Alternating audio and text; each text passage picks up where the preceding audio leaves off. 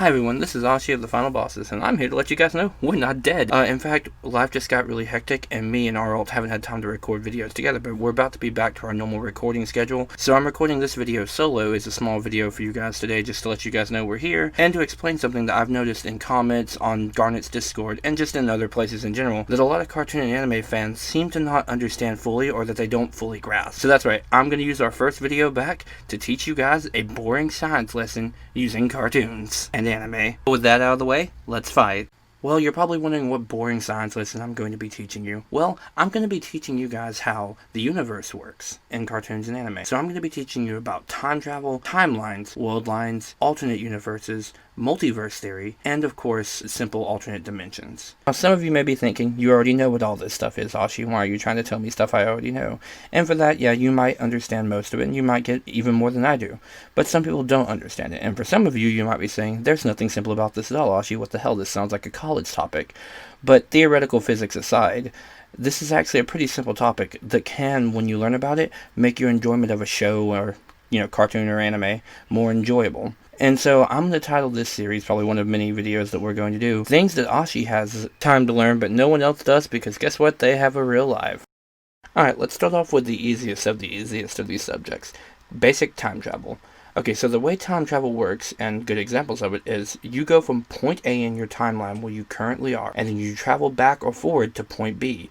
Events that you do while in that other time stream can alter your future, past, or present in some way, shape, or form. For example, in Gravity Falls with the Time Baby, it created, a horrible future.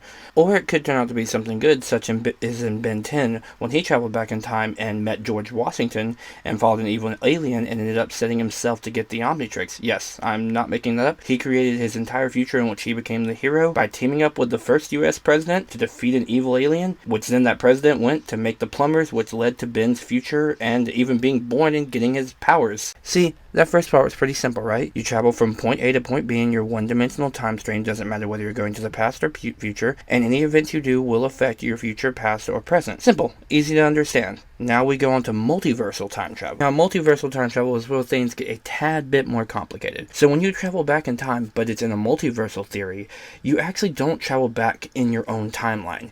Every time you travel back in time, you either A, travel back to a different timeline, or create a different branching off timeline. Now, I know that sounds really complicated and confusing, but luckily I have an example that probably most of us know. For this, we'll be using Future Trunks from Dragon Ball Z. See, Future Trunks is from an era in the timeline where, in his future, the world was destroyed by evil androids, and he is the last living fighter left. And in his timeline, Goku died before he even got a chance to fight the androids of a rare new heart disease that was formed that they didn't have a cure for yet. So, his mother invents a time machine, her name is Bulma, just like the Bulma we know in Dragon Ball Z, obviously, and sends him back in time with the medicine to cure Goku's disease, which they now have in the future. By doing this and giving Goku the medicine in the past, they hope that Goku will stay alive and be able to defeat the androids so they don't have a bad future. Now, anyone who's watched Dragon Ball Z knows that that's not how it turned out. See, it turns out time travel in the Dragon Ball Z world works on a multiversal axis. So when Trunks goes back in time, he's not actually going back in time to his timeline, he's going back in time to a different timeline. And so, even though Goku does survive the heart disease, it actually ends up affecting both timelines in a sort of negative way. It makes the androids in Goku's timeline much stronger, and they have to defeat them, and it actually doesn't change anything about Future Trunks' timeline, and he still has to go back and beat them alone. Now, if we want to dive a little bit deeper into this complex rabbit hole of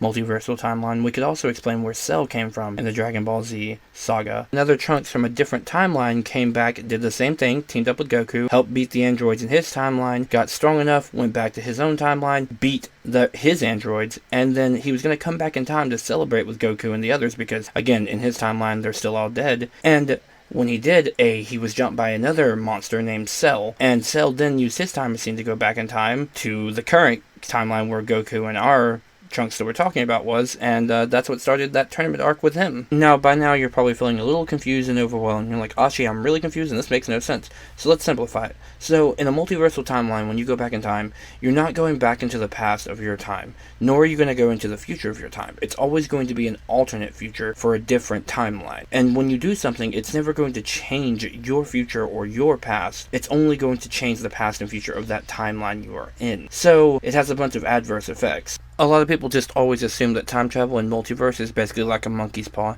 No matter what you do, it will always cause something bad to happen. Alright, that brings us to another easy one. Alternate dimensions. Now, they're the same on a multiversal scale or on a single dimensional scale. I'll explain them, and I'm going to be really brief on this one because, again, we all know this one, and I have a topic that we will all understand on this channel. So, an alternate dimension is any dimension that coexists next to yours. It usually has to function on the same timeline, meaning that they follow the same time, meaning, you know, if it's a time in this dimension, there'll be a time in that dimension. And a good example of this would be the Owl House. Yes, the Owl House, of course, because the boiling owls and the Earth are a parallel dimension to each other. They even have the same time. We know this because Luce is sending letters and text to her mother, or someone's sending the letters, we don't know yet, but Luce is sending text to her mother, and it's all happening over the span of a time she's supposed to be at summer camp. See, that was simple to understand. While we're at it, let's tackle another really easy one. World lines. Now, world lines are very similar to alternate dimensions, with the exception of one thing. Normally, they're the exact same as your current dimension, only one thing slightly different will happen. Such as an example, maybe in one dimension, Batman would be a woman, or maybe in a dimension,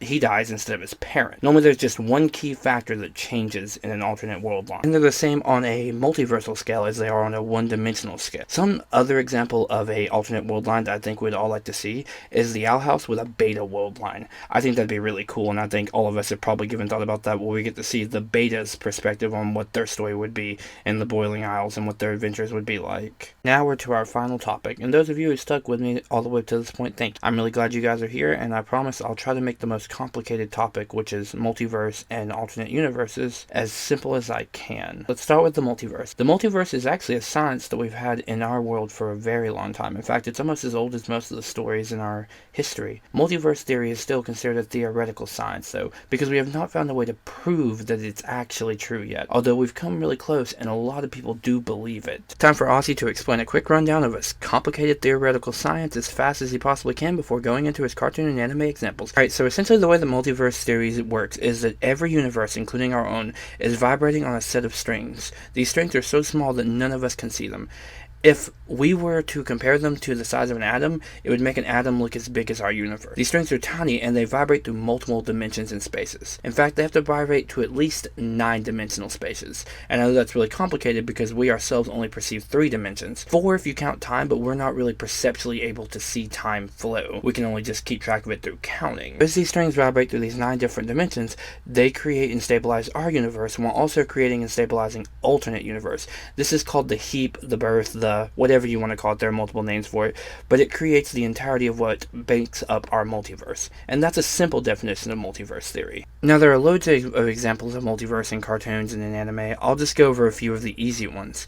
So, for example, in comics, they use multiverse a lot. For example, in Into the Spider-Verse, there's a area where Peter Parker dies, and then Miles Morales takes over as Spider-Man. There's also in DC Comics a time where, say, Superman, instead of landing in America, he landed in Russia and was a communist. There are lots of different multiverses examples, and they're used all throughout shows for as long as we can. And multiverses create all the AUs, or the alternate universes, that we know of. Even the ones that we create as fans are still considered alternate universes within the dimension of the show that we create them for. No better example of this than Homestuck, where everything is canon. Anything ever written is canon because Homestuck's story ends in an AU that exists beyond its own multiversal canon. Quick sum up of everything we've learned today. We've learned about timelines, we've learned about alternate world lines, we've learned about AUs, and we've learned about the multiverse. And why are these things important? Because they help you understand the shows and the cartoons and the animes and the movies that you're watching better. They give you a better aspect of how the worlds flow and how time works. I, for one, think knowing this makes the shows all the more enjoyable, and I love figuring out the complex intricacies behind their worlds and how they make them up. But as always, I'm Ashi, and this has been The Final Bosses, and I hope you enjoyed the video.